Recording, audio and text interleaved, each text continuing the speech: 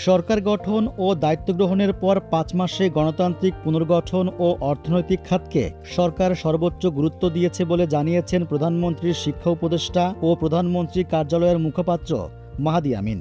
১৮ জুলাই সরকারের ৫ মাস পূর্তি উপলক্ষে প্রধানমন্ত্রীর কার্যালয়ে আয়োজিত সংবাদ সম্মেলনে তিনি একথা বলেন।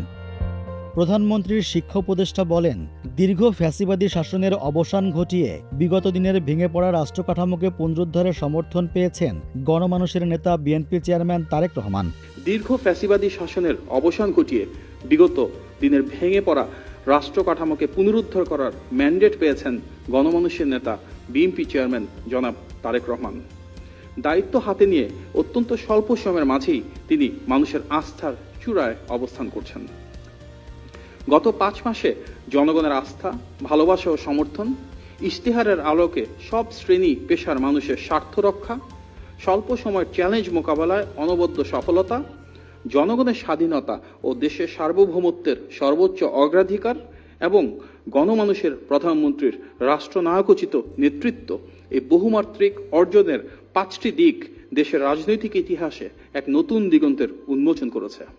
প্রধানমন্ত্রী কার্যালয়ের মুখপাত্র বলেন, ব্যাংকগুলোর মূলধন ঘাটতি কমাতে ৪০,০০০ কোটি টাকার তহবিল গঠন করা হয়েছে।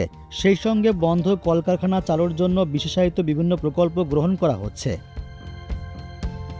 মাহাদি আমিন জানান, শেখ হাসিনাকে দেশে ফিরিয়ে আনার লক্ষ্যে ভারত সরকারের সঙ্গে প্রত্যর্পণের বিষয় নিয়ে কাজ চলছে।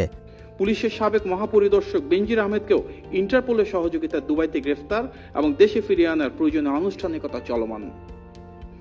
জুলাই আগস্টে ছাত্র জনতার গণ অভ্যুত্থানের প্রেক্ষিতে জাতীয় সংসদে জুলাই যোদ্ধাদের দায়মুক্তি আইন পাস। সন্ত্রাস বিরোধী আইনে কোনো রাজনৈতিক দল বা সংগঠনের কার্যক্রম নিষিদ্ধ করার বিধানকে সম্পৃক্ত করে জাতীয় সংসদে সন্ত্রাস বিরোধী সংশোধন বিল পাস এবং ফ্যাসিবাদী সে অপশক্তি আওয়ামী লীগের রাজনীতির ক্ষেত্রে আমাদের একটি প্রাতিষ্ঠানিক এবং সংসদীয় সিদ্ধান্ত গ্রহণ।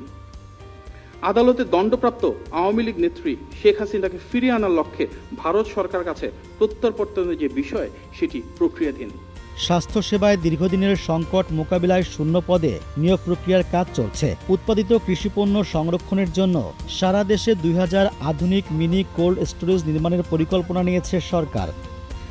এর আগে সংবাদ সম্মেলনে বক্তব্য দেন প্রধানমন্ত্রীর প্রেস সচিব সালেহ শিবলি ও সহকারী প্রেস সচিব নাজমুল হক খান।